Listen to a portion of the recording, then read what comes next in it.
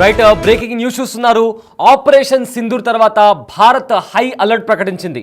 ఇదే నేపథ్యంలో పాక్ కవ్వింపు చర్యలపైన కూడా ఫోకస్ పెట్టింది భారత్. అదేవిధంగా ఏవైతే సరిహద్దు రాష్ట్రాలు ఉన్నాయో ఆ రాష్ట్రాలని కూడా హై అలర్ట్ పెట్టింది. బార్డర్స్ని కూడా సీల్ చేసింది భారత్. సో అయితే పహల్గామ్లో ఉగ్రదాడికి ప్రతీకారంగా భారత్ ఆపరేషన్ సింధూర్ చేపట్టింది. నిన్న అర్ధరాత్రి పాకిస్తాన్ ఆక్రమిత కాశ్మీర్లో అదేవిధంగా పాకిస్తాన్లో మొత్తం 9 ఉగ్రవాద స్థావరాలపై మెరుపు దాడి చేయగా 70 మందికి పైగా అదేవిధంగా 70 మందికి పైగా ఉగ్రవాదులకు గాయాలైతే 100 మందికి పైగా ప్రాణాలు కోల్పోయినట్టు తెలుస్తుంది. అయితే భారత్ చేసిన ఈ దాడికి ప్రతి దాడి చేస్తామని ఇప్పటికే పాక్ ప్రకటించగా ఇండియా అలర్ట్ అయింది. ముఖ్యంగా పాకిస్తాన్ తీరం వెంబడి ఉన్న 3 రాష్ట్రాల్లో కూడా హై అలర్ట్ ప్రకటించింది. స్థానిక ప్రజలను సురక్షిత ప్రాంతాలకు తరలించి మరి పెద్ద ఎత్తున గస్తీ కాస్తోంది భారత ఆర్మీ. అలాగే పాక్ చేసే ఏ దాడినైనా సరే తిప్పికొట్టేందుకు కావాల్సిన ఆయుధాలను కూడా సిద్ధం చేసుకుంది భారత ఆర్మీ. అదేవిధంగా కాశ్మీర్ సరిహద్దుల్లో పాకిస్తాన్ సైన్యం కాల్పులకు తెగబడుతుండగా భారత్ కూడా ధీటుగా బదిలిస్తోంది.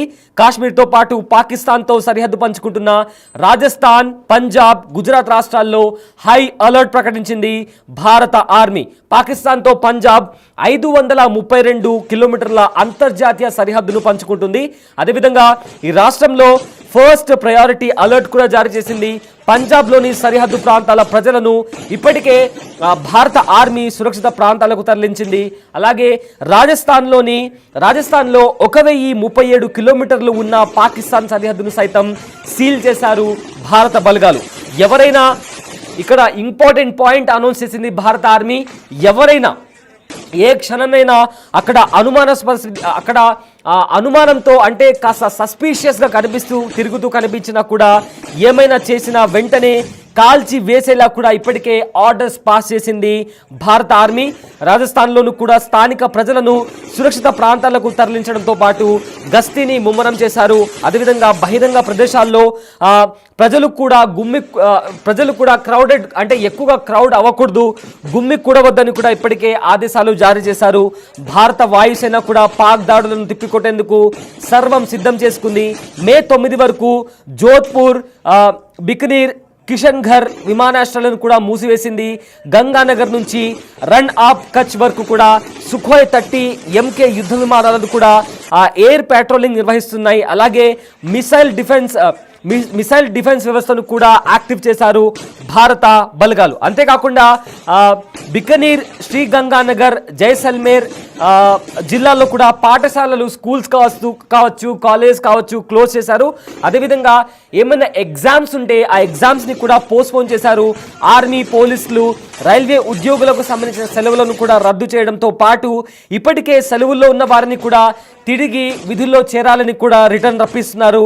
అలాగే ఎవరైతే ప్రభుత్వ ఉద్యోగుల సైతం సెలవులు మీద ఉన్నారో వాళ్ళ సెలవులను కూడా రద్దు చేసుకొని ప్రధాన కార్యాలయాల్లో ఉండాలని కూడా ఆదేశాలు జారీ చేశారు. అయితే ప్రభుత్వ ఆసుపత్రులు కూడా బ్లడ్ కావచ్చు, మెడిసిన్ కావచ్చు, అదేవిధంగా అత్యవసర మందులను కూడా నిల్వ చేసుకోవాలని కూడా సూచించాయి భారత బలగాలు.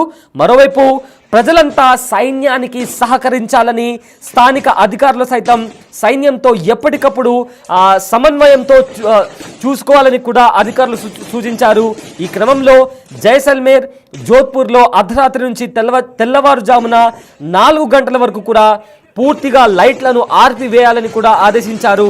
ఇలా చేయడం వల్ల శత్రుదేశం వైమానిక దాడులకు పాల్పడడం కష్టతరం అవుతుందని కూడా ఇప్పటికే అధికారులు చెప్తున్నారు. సో మొత్తం మీద పాకిస్తాన్తో బార్డర్ పంచుకునే రాష్ట్రాలలో హై అలర్ట్ ప్రకటించింది భారత ప్రభుత్వం. అక్కడ భారత బలగాలు కూడా ముమ్మరంగా గస్తీ కాస్తున్నారు. అక్కడుండే ప్రజలను కూడా సురక్షిత ప్రాంతాలకు తరలిస్తున్నారు. ఇప్పటికే ఆపరేషన్ సింధూర్ పేరుతో అదేవిధంగా పాకిస్తాన్ ఆక్రమిత కాశ్మీర్లో కూడా భారత బలగాలు మెరుపు దాడి చేశాయి. అందులో 100కు పైగా ఉగ్రవాదులు చనిపోతే ఎంతో మంది గాయపడ్డారు. సో ఈ నేపథ్యంలో పాకిస్తాన్ తిరిగి దాడి చేస్తాము అని చెప్తున్న నేపథ్యంలో మరోవైపు కవ్వింపు చర్యలకు పాల్పడుతోంది. బార్డర్ దగ్గర జమ్మూ కాశ్మీర్ కావచ్చు, పోంచ్ అనే ప్లేసెస్లో కూడా కవ్వింపు చర్యలకు దిగి అక్కడ ఉండే అమాయకులను కూడా చంపేసిన వైనం కనిపిస్తుంది. ఈ నేపథ్యంలో భారత ఆర్మీ హై అలర్ట్ ప్రకటించింది. రాత్రిపూట ప్రతి ఒక్కరు కూడా లైట్స్ అన్ని ఆఫ్ చేయాలి. ఇలా ఆఫ్ చేసిన నేపథ్యంలో శత్రు దాడి చేయడం వాళ్ళకు చాలా కష్టంగా మారుతుంది. అదేవిధంగా ఎవరు కూడా ప్రజలు కూడా గుమ్మికూడొద్దని కూడా ఆర్మీ ప్రజలను కోరుతుంది. అదేవిధంగా మీకు కూడా ఎవరికైనా అనుమానాస్పద స్థితిలో ఎవరైనా కనిపించినా లేదా ఏదైనా సస్పీషియస్గా మీకు అనిపించినా, ఎవరైనా కాస్త కొత్తగా అనిపించినా మీరు వెంటనే దగ్గరలో ఉన్న పోలీస్ స్టేషన్ లేదా అక్కడ ఎవరైనా ఆర్మీ వాళ్ళు కనిపించినా వెంటనే వాళ్లకు కాల్ చేయాలి. 100కి డైల్ చేసినా కూడా మీకు వెంటనే సహాయం అనేది మీకు లభిస్తుంది. సో మొత్తం మీద చూసుకుంటే రాజస్థాన్తో పాటు పంజాబ్ బార్డర్స్ ని కూడా సీల్ చేసింది భారత ఆర్మీ. అదేవిధంగా గస్తీ కాస్తోంది. ఏవైతే ప్రదేశాలు ఉన్నాయో, సెన్సిటివ్ ఏరియాస్ ఉన్నాయో అక్కడ ఉండే ప్రజలను కూడా సేఫ్ లొకేషన్స్ కి వాళ్ళని తరలించారు. అండ్ ఆ సెన్సిటివ్ ప్లేసెస్ ని అంతా కూడా భారత ఆర్మీ కైవసం చేసుకొని అక్కడ మొత్తం సెక్యూరిటీ ఫోర్సెస్ కావచ్చు, మిసైల్ సిస్టమ్ కావచ్చు, అదేవిధంగా ఏవైతే యుద్ధ విమానాలు ఉన్నాయో కూడా వాటిని కూడా మోహరించి హై అలర్ట్ ప్రకటించింది భారత ఆర్మీ.